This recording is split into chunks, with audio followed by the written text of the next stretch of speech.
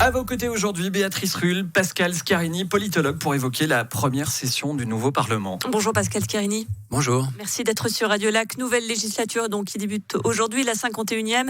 Alors une législature new look, plus de femmes, plus de jeunes, plus de verts, plus d'un tiers même de nouveaux élus. Qu'est-ce que tout cela peut changer ? Alors c'est vrai que les élections du 20 octobre ont apporté pas mal de changements dans la composition du Parlement, du Conseil national surtout. On a d'abord un Parlement qui est un tout petit peu plus à gauche. On a la majorité UDC-PLR a été rompue. On a un glissement vers la gauche avec les Verts qui se sont fortement renforcés, mais aussi des Verts libéraux qui sont quand même un peu centristes.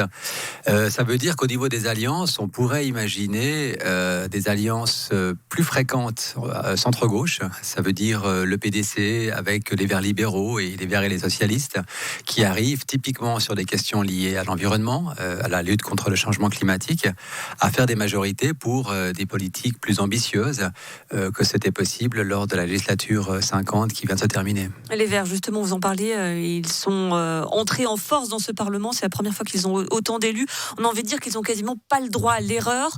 Est-ce que ça veut dire qu'il va y avoir des mesures extrêmement emblématiques qui pourraient être prises ? Non, il faut aussi nuancer. C'est un Parlement quand même dans lequel la droite reste majoritaire.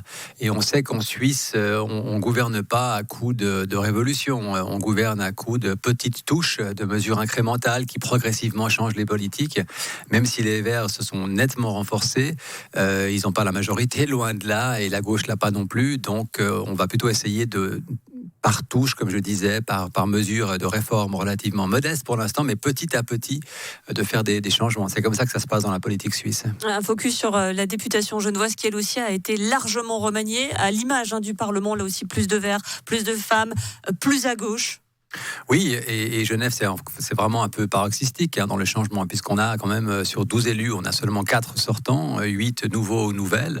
On a la moitié de femmes sur les 12, ce qui est vraiment réjouissant. Et puis, on a un glissement à gauche, effectivement, à Genève. Donc, ça va être un peu compliqué, je pense, pour ces personnes au début, parce qu'il faut quand même bien voir que la machine fédérale, c'est une grosse machine. Le Parlement, il faut savoir faire sa place, il faut créer des réseaux, il faut prendre parole, il faut déposer des textes, et pour ça, il faut un peu d'expérience. Donc ces néophytes vont devoir d'abord, pendant les premières sessions, se faire un peu les dents, et ensuite, ils pourront vraiment s'exprimer. J'allais venir, est-ce qu'il faut s'attendre du coup à quelques mois de rodage pour tous ces nombreux élus ? Oui, c'est toujours le cas. Les nouveaux élus ont toujours besoin d'une période de rodage, d'autant plus que c'est pas un Parlement de professionnels, donc ils y vont 4 fois par année à Berne, ils ont les séances de commission entre deux, et il faut en tout cas 6 mois, 1 année avant de vraiment entrer à plein régime. 6 mois, 1 année sur une législature qui en fait 4, ça laisse finalement juste 3 années d'action, c'est assez peu. Non, c'est assez peu, mais il y a ceux qui sont là par contre depuis longtemps. Il y a quand même encore presque... Les vieux briscards. Il y a les vieux briscards qui sont là depuis... Il y a 2 tiers du Parlement n'a pas été changé. Les autres sont restés. Et donc ces personnes-là, ce sont elles d'abord qui animent un peu les débats.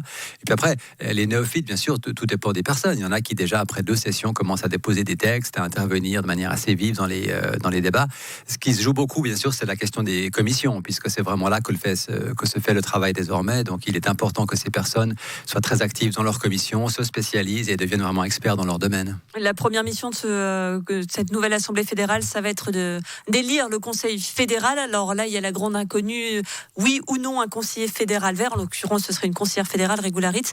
Ça semble quand même assez compliqué quand on voit que ni le PDC, ni l'UDC, ni le PLR ne le souhaitent. Oui, alors ni l'UDC ni le PLR, ça c'est pas une surprise évidemment, surtout pas le PLR puisque ça voudrait dire qu'il perdrait un de ces 2 sièges. C'est le PDC qui va être le faiseur de roi comme toujours, et pour l'instant en tout cas le PDC a émis un clair signal qu'il n'élirait pas une verte.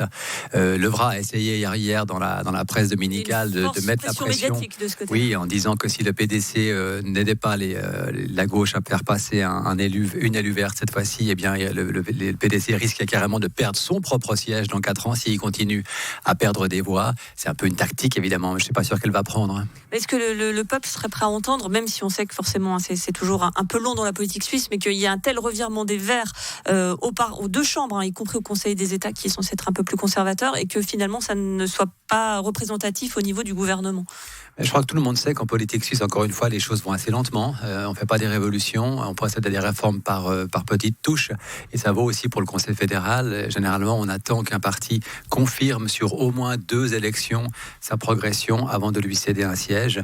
Et je pense que c'est l'argument principal pour ne pas élire une verte cette fois-ci. Même si on pourrait toujours avoir des surprises. Il y a cette fameuse nuit des longs couteaux qui précède l'élection du Conseil fédéral. Et en 2007, personne ne s'attendait le jour avant à ce que Christophe Blocher soit évincé du Conseil fédéral. Donc toute surprise n'est pas exclue, mais quand même, ça me paraîtrait vraiment une très grosse surprise. C'est un peu comme à l'école, doit faire ses preuves pour le parti vert finalement. Oui, c'est ça. Et le parti dans son ensemble doit faire ses preuves. Merci beaucoup Pascal Schiarini, donc politologue bien connu à Genève. On va suivre cette nouvelle législature qui devrait quand même nous réserver quelques surprises au vu des nombreux nouveaux élus entrants.